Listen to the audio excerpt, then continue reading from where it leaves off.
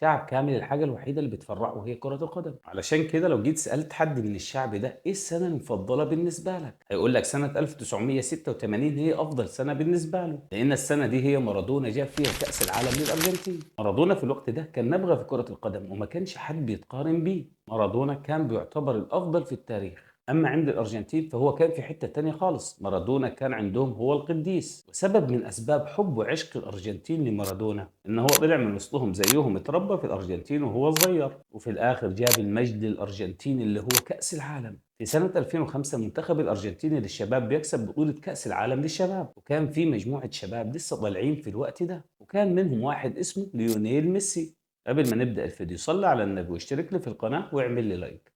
ميسي كانوا بيقولوا عليه خليفة مارادونا، ومارادونا بذات نفسه كان بيقول عليه هو الخليفة بتاعه، لكن الشعب الأرجنتيني عمره ما سمع عن اللاعب ليونيل ميسي، فقال طيب ماشي يلا بينا نشوف. وفي أول ماتش لميسي رسمي مع منتخب الأرجنتين بعد ما فاز ببطولة الشباب، وفي الدقيقة 63 بعد ما كان قاعد احتياطي ونزل، وبعد مرور 3 دقايق والعيون كلها بتدور عليه علشان نشوف خليفة مارادونا الجديد اللي هيرجع المجد الأبدي للأرجنتين. وللأسف ليونيل ميسي بيطرد، والله بيطرد. ميسي بيطرد في أول مباراة رسمية ليه مع الأرجنتين. العلاقة طبعا ما بين ميسي والشعب الأرجنتيني اتهدت من قبل ما تتبني. أصلا مين ده يا جماعة؟ ده مش خليفة مارادونا، ده ما نعرفوش. والحقيقة الشعب الأرجنتيني كان عنده حق، لأن ميسي وهو عنده 11 سنة أساسا كان عايش في أسبانيا لما برشلونة اشترته وهو لسه عيل صغير. فطبعا الجمهور الأرجنتيني بالنسبة له ده واحد مش مننا، ده ما ترباش وسطنا وما يعرفش المعاناة بتاعتنا، ده وهو عيل صغير غني هيعرف ازاي معاناة الشعب الأرجنتيني، وإن الكرة بالنسبة لنا هي رقم واحد. ميسي دخل قائمة المنتخب الأرجنتيني في كأس العالم 2006 وأحرز هدف وأسيست، وأصبح أصغر لاعب أرجنتيني في عمر 19 سنة يجيب جول ويعمل أسيست في بطولة كأس العالم. في الوقت ده ميسي كان من أعظم المواهب الشابة اللي لسه طالعة جديد الموجودة، وقدر ميسي مع منتخب الأرجنتين يوصل لنهائي كوبا أمريكا لسنة 2007. لكن أحلام ميسي إنه ياخد أول بطولة ليه مع المنتخب الأرجنتيني اتحطمت لما كسبوهم البرازيل 3-0. بس ميسي لسه صغير عادي وبطولة وخسرها. ميسي في الوقت ده بعد ما وصل لنهائي الكوبا كان لعيب خطير جدا. هنا بدأ العالم يقارنه بمارادونا، حتى ليه هدف نفس هدف مارادونا، إنه ياخد الكورة من نص الملعب ويجري ويروح يسجلها جول. فالناس كلها بقت تقول على ميسي هو مارادونا، كل الناس ما عدا الشعب الارجنتيني. نادي برشلونة سنة 2008 كان رافض ان ميسي يسافر مع المنتخب الارجنتيني عشان يلعب في منافسات الاولمبيات، ولكن ميسي بعد ما قعد مع مدربه جوارديولا والمسؤولين لنادي برشلونة وقرروا ان ميسي ينفع يسافر مع المنتخب الارجنتيني، وميسي سافر مع المنتخب وكسبوا بطولة الاولمبيات لكرة القدم، وميسي طبعا كان احسن لاعب في البطولة. ولكن الكلام ده كله عند الشعب الارجنتيني عادي، انت لسه ما كسبتش الكوبا ولا كأس العالم، وعشان انت تتقارن مع مارادونا لازم على الاقل تلعب زي مارادونا. ميسي بعد 2008 ودخولنا ل 2009 كان بيلعب زي الوحش، كان بيلعب في نادي برشلونة في اعظم فرقة لعبت كرة قدم تقريبا في التاريخ.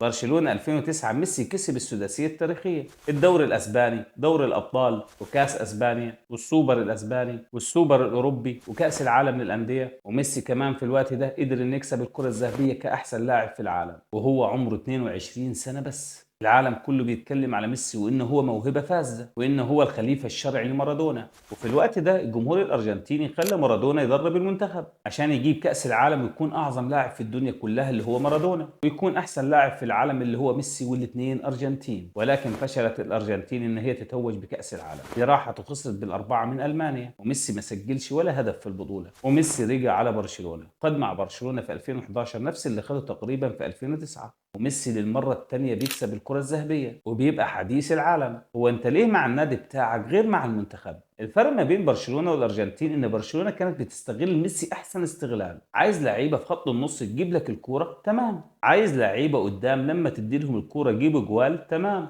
عايز لعيبة تدافع عشان ما يدخلش فينا جوال، تمام. اما منتخب الارجنتين كان بيتعامل مع ميسي معاملتين ما لهمش ثالث. المعاملة الاولى انه يلعب وياخد الكورة ويجيب الجوال لحاله، والتعامل الثاني ان لعيبه الارجنتين كان بيشوفوا نفسهم على ميسي احنا ارجنتينيين اكتر منك، حتى الجمهور كانوا شايفين ميسي كانه مش منهم. لحد ما جت سنه 2014 الوقت اللي ميسي خد فيه فريقه الارجنتين وصعد بيهم لنهائي كاس العالم 2014 في البرازيل، وده اعظم شرف لاي لاعب ارجنتيني انك توصل لنهائي كاس العالم في البرازيل، وان عدوك اللدود البرازيلي ما يوصلش للنهائي، والبطوله الاغلى تقرب من ميسي، وانه يثبت انه وطني وبيحب الارجنتين. وميسي كان اقرب للقب بعد مباراه عظيمه بيعملها ميسي، وبيخسر للأسف أمام المنتخب الألماني في الدقيقة 113 بهدف قاتل، وبيودع ميسي حلم كأس العالم. وميسي خد أحسن لاعب في البطولة، وده كان بالنسبة للأرجنتين إنجاز فردي. أنت برضو ما كسبتش كأس العالم، أنت مش مارادونا. ميسي ما استسلمش ورجع لبرشلونة وكسب كل البطولات الممكنة، وراح مع الأرجنتين وقدر يوصل لنهائي الكوبا، ومرة تانية بيخسر النهائي في وقت ضربات الجزاء اللي خذلوه فيها زمايله، وهو الوحيد اللي سجل ضربة الجزاء في الماتش ده. وفي بطولة كوبا أمريكا ل 100 سنة ميسي راح البطولة دي وعمل بطولة أجمل ما يكون، ووصل برضه لحد النهائي عشان يلاعب تشيلي نفس الفرقة اللي كسبته السنة اللي فاتت. ولكن زمايل ميسي كان بيتفننوا إن هم يضيعوا الفرص، ويوصل للمرة الثانية لضربات الجزاء. ميسي يدخل يشوط أول ضربة جزاء ويضيعها في الوقت ده.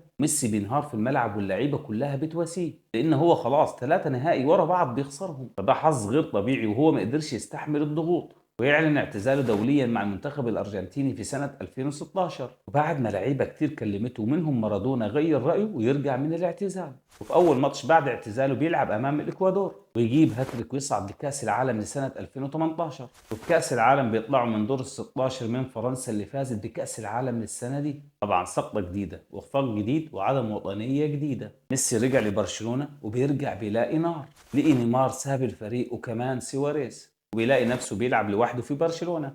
الفرقة العظيمة اللي كان الكل بيخاف منها ما بقتش زي الأول.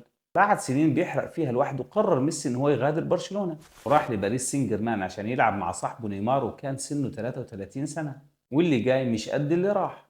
وفي بطولة الكوبا اللي كانت بتتعمل في البرازيل سنة 2021 ميسي مع قائمة اللعيبة الشباب الصغير ده قدروا ان هم يكسبوا البرازيل في البرازيل وياخدوا بطولة الكوبا، ودي البطولة اللي ما حققهاش مارادونا أساسا. ميسي بعد ما خد البطولة قعد في الأرض وانهار من كتر الضغوط اللي كانت موجودة عليه. تخيل انت جاي من بلد أعظم لعيب فيها هو مارادونا، ايه الحمل التقيل ده، وانت محتاج توصل لمارادونا عشان الشعب بتاعك يعترف بيك. فوجد اللعيبة الشباب بتعافر عشان تحقق بطولة اللي لعبهم ميسي، اللي بيستحق يكسب بطولات كتير مع المنتخب. والبطولة اللي جاية كأس العالم في قطر 2022، ودي آخر بطولة كأس عالم لميسي لأن ميسي عنده 35 سنة، ودي البطولة الأخيرة اللي هيقدر يوصل فيها للمجد زي مارادونا.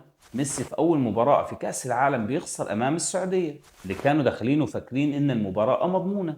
خسارة الأرجنتين من السعودية كانت أحسن حاجة حصلت في مسيرة ميسي في كأس العالم، لأن من بعد الموضوع ده وكل النقد اللي كان بيتقدم لميسي خلاه اتغير، وكانوا بيقولوا عليه ضعيف الشخصية. ميسي في كأس العالم ده كان بيتخانق ويزق وبيضرب وبيحتفل أمام أي منافس وأمام الجمهور. كمان كانوا بيقولوا عليه في ضربات الجزاء مش هادي ولا راسي وبيخسر فريقه، وكل ضربة جزاء ما تيجي كان بيسجلها. أحرز 6 ضربات جزاء تقريبا، كان بيسجلها بمعلمة شديدة جدا كأنه لعيب بيلعب كورة من مليون سنة. ميسي كان بيتقال عليه ما بيجريش، ودي حقيقة، بس أول الكورة ما تيجي لميسي بتشوف سحر. المنتخب الأرجنتيني لعب وعرفوا يستغلوا لاعب بحجم ميسي، وبعد الأداء الرائع اللي بيعمله ميسي وصلوا بعدها لنصف النهائي، بعد ما خلاص العالم كله بيتفرج على ميسي، خاصة بعد خروج كريستيانو رونالدو وكل الأساطير. ما بقاش فاضل غير أسطورة واحدة وهي ميسي اللي بتلعب دلوقتي في الأرض، وبقيت الناس بتبص على ميسي إنه لاعب مش طبيعي، لأنه بياخد الكرة من هنا لهنا ويجيب جوال ويسجل ضربات جزاء ويعمل أسيستات، والكلام ده وهو في عمر ال 35 سنة.